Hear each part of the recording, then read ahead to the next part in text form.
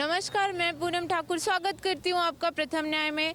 हम हैं यहाँ तलोजा में, जहाँ पर हैप्पी होम्स जो कि एक प्रोजेक्ट है, बिल्डर्स ने यहाँ पे ठेकेदारों के पैसों को रोक के रखा है।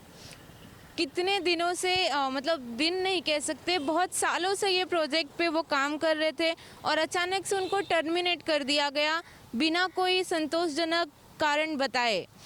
तो और आगे का जो भी मामला है, आइए जो यहाँ के कॉन्ट्रैक्टर हैं, नियोटेक के प्रोप्राइटर, उनसे बात करके जानते हैं। तो सर, क्या पूरा मामला है, एक बार आप उस पर रोशनी डालिए। मामला कुछ ज़्यादा नहीं, धोखाधड़ी का है मैडम। सोची समझी साजिश के तहत फंसा करके कैसे आदमी को बर्बाद कर दिया जाए, यही मामला है। मई 2019 में काम चालू किया, एग्रीमेंट ही नहीं कर रहे थे, प्यार मोहब्बत से बातें करके काम चालू कराया। पेमेंट नहीं था, बोले आधा पैसा देंगे, आधा पैसे में एक्स रेट में आपको बिल्डिंग पे माल देंगे, वो भी एक्सेप्ट किया। आपने कभी इनके साथ पहले भी काम किया था? नहीं, पहली बार। तो फिर ये आपकी कहीं ना कहीं गलती कही जाएगी कि आपने कॉन्ट्रैक्ट नहीं बनाया, एग्रीमेंट नहीं किया उनसे। भरोसा करने को अगर आप कहते हैं तो हाँ, मैं गलत हूँ। अगर किसी को अपने जैसा ईमानदार सच्चरित्र समझना अगर आप बोलते हैं गलत है, तो मैं गलत हूँ। तो फिर बताइए कि क्यों टर्मिनेट कर दिया, क्या रीज़न दिया उन्होंने आपको? कैसा हो गया कि जब भी इन्होंने हमसे काम चालू कराया, उसके बाद हम जब भी एग्रीमेंट का बात करते थे तो हमेशा नई नई शर्तें लेकर के यहाँ ऑफिस आ जाओ।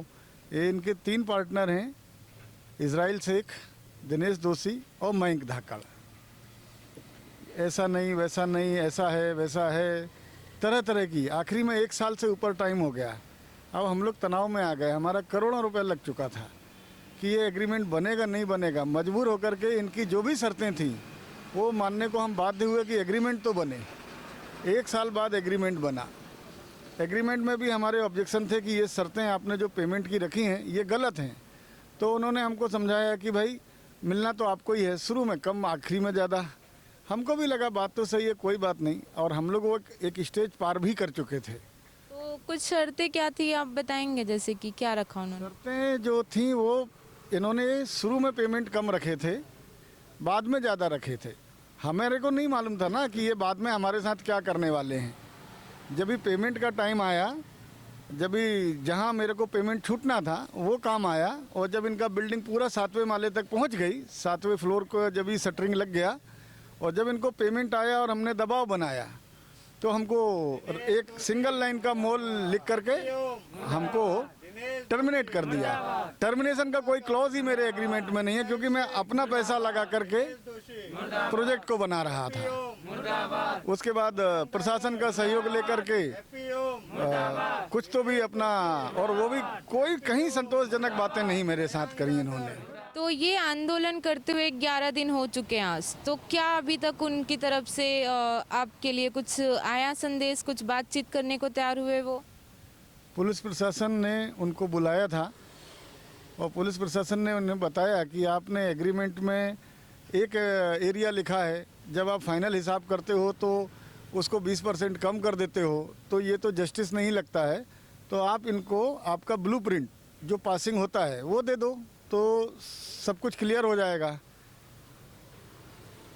पुलिस स्टेशन में कमिट किया, और उसके बाद दूसरा दिन जब भी हमारे संगठन के पदाधिकारी ने उनसे संपर्क साधा, तो उन्होंने साफ मना कर दिया कि भाई वो हम सब नहीं दे पाएंगे, आपको जो करना है आप कीजिए।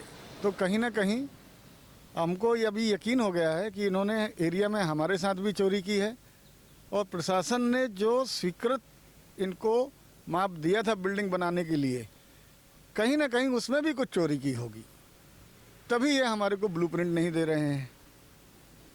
अभी डीसीपी साहब के पास कल हम लोग गए थे अपनी प्रार्थना लेकर के, तो उन्होंने तलोजा पुलिस स्टेशन को निर्देशित किया कि इनका मामला 1-2 दिन में ख़त्म कराओ, बहुत लंबा समय हो गया है।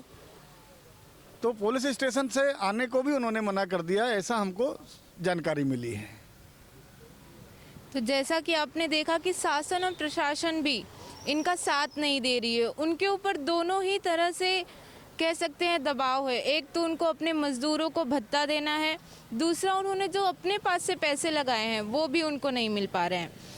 इस लड़ाई में उनके साथ है AICA एसोसिएशन, जो कि मजदूरों के लिए है। तो आइए उनसे बातचीत करते हैं कि उन्होंने क्या किस तरह की लीगल कार्रवाई की है अभी तक। तो सर बताएंगे कि आपने कंप्लेन किया या क्या बातचीत हुई प्रशासन से? मैडम, पहले तो मैं प्रथम न्याय के तरफ से ऑल इंडिया कॉन्ट्रैक्टर एसोसिएशन के तरफ से आपको धन्यवाद देता हूं कि आप 11वें दिन का आवाज़ जो है लोगों के बीच पहुंचाने के लिए उपस्थित हुई हैं। देखिए क्या है, हमने 27 तारीख से कंटिन्यू आंदोलन जारी रखा है और फर्स्ट दिन ही हमने बोला है कि ये आंदोलन अनिश्चित काल तक रहेगा। जब तक इनको न्याय नहीं मिलेगा तब तक ये आंदोलन जारी रहेगा।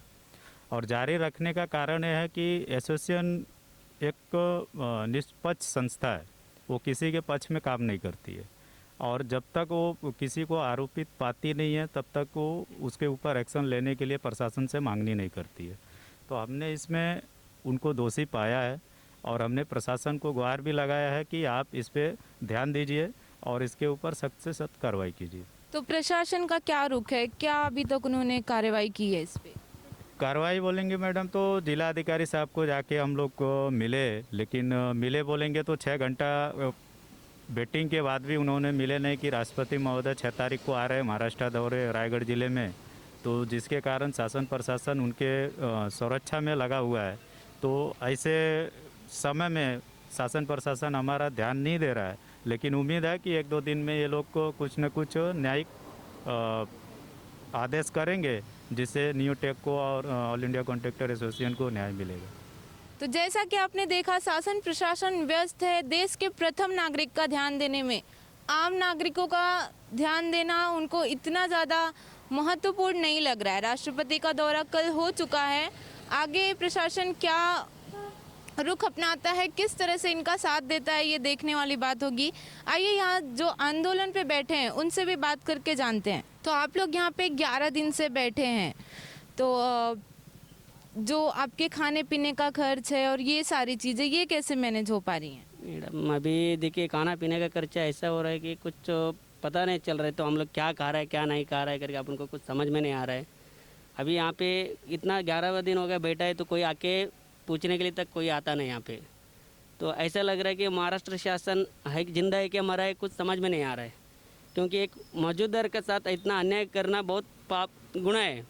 और एक राष्ट्रपति आ रहा है, रायगढ़ में आ रहा है बोल रहे हैं, उनको 8 दिन से पहले उनको सपोर्ट देने के लिए उनका महाराष्ट्र शासन पूरा उनका पीछे पड़ा है। एक मौजूददार का इधर एक मर रहा है यहाँ पे, इतना 11 दिन से मर रहा है, कोई पूछने के लिए नहीं आ रहा है। तो फिर ये सबसे बड़ा महाराष्ट्र शासन का बहुत बड़ा गलत है मैडम। तो जैसा कि आपने देखा, यहाँ पर प्रशासन भी ध्यान नहीं दे रही है। बिल्डर जो कि अलग अलग तरह से इनको धमका कर ये आंदोलन किस तरह से रुक जाए इस पे लगे हुए हैं। अलग अलग जगहों से फ़ोन आता है, उनके जो दूसरे कॉन्ट्रैक्ट्स हैं उनको कैंसिल करवाने की धमकी दी जाती है और बहुत सारी ऐसी चीज़ें होती हैं जिससे इनको डरा धमका के कैसे भी हटा दिया जाए। प्रशासन को भी अपनी तरफ मिला के रखने का भरपूर कोशिश किया है बिल्डरों ने। तो आज के लिए बस इतना ही। मैं पूनम ठाकुर, कैमरामैन रफीक खान के साथ प्रथम न्याय।